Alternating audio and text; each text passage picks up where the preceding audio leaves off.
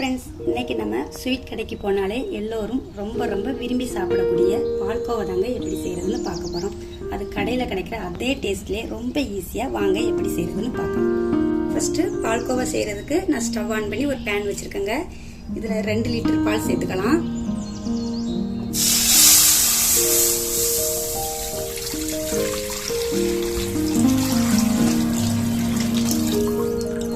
நான் பசும்பாலில் தாங்க இதை செய்கிறேன். நீங்கள் இதுக்கு பதிலாக பேக்கெட் பால் கூட வாங்கிக்கலாம்.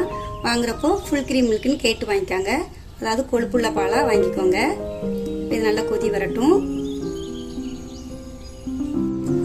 பாருங்க, பால் நல்லாவே பொங்கி வருது. இந்த டைமில் ஸ்டவ்வை மீடியம் ஃப்ளேமில் வச்சுட்டு இப்படி ஓரங்கள்லாம் நல்லா கிளறி விட்டுக்கோங்க. இப்படி தங்குறதெல்லாம் எடுத்து விட்டுக்கோங்க.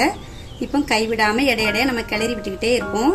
நல்லா பால்லாம் நல்லா திக்காகி வரணும். அது வரை நம்ம கிளறி விட்டுவோம். அரை மணி நேரம் ஆகுதுங்க. பால் ஓரளவுக்கு கொஞ்சம் திக்காகி வந்திருக்குது. இந்த ஓரங்களில் படிக்கிறத மட்டும் அப்பப்போ எடுத்து விட்டுக்கோங்க. இன்னும் பால் நல்லா வத்தி வரட்டும். கொஞ்சம் சிரமப்படாமல் இடையிடைய கிளறி விட்டுக்கோங்க.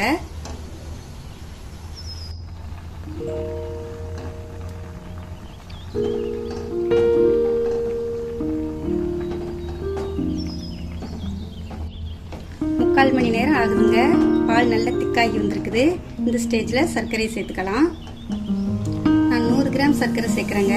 நீங்கள் 1 லிட்டர் பாலாக இருந்தால் 50 கிராம் எடுத்துக்கோங்க.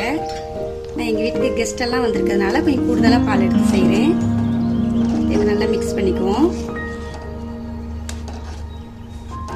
இன்னும் நல்லா கொஞ்சம் திக்காகி வரட்டும். பால் சம்மந்தமாக எந்த ஸ்நாக்ஸ் பண்ணாலும் சமையல் பண்ணுற கரண்டியை யூஸ் பண்ணாதீங்க. ஏன்னா பால் திரிஞ்சு போக வாய்ப்பு இருக்கு. அதை பார்த்து செஞ்சுக்கோங்க. சர்க்கரை போடவுமே கொஞ்சம் உருகி தண்ணியாக வந்த மாதிரி இருக்குங்க. அதுக்கப்புறம் கொஞ்ச நேரத்துலேயே திக்காகி வந்துடும். அது வரை நம்ம கிளறி விட்டுக்குவோம்.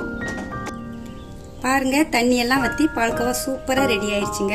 இது செய்கிறது ரொம்ப ஈஸிங்க. பிகினர்ஸ் கூட ஈஸியாக செய்யலாம். கொஞ்சம் டைம் ஆகுங்க. பொறுமையாக எடுத்து செஞ்சுக்கணும். அவ்வளோதாங்க. டேஸ்ட் அவ்வளோ அருமையாக இருக்கும். இப்போ ஸ்டவ் ஆஃப் பண்ணிவிட்டு இதை ஒரு பவுலுக்கு மாற்றிக்குவோம்.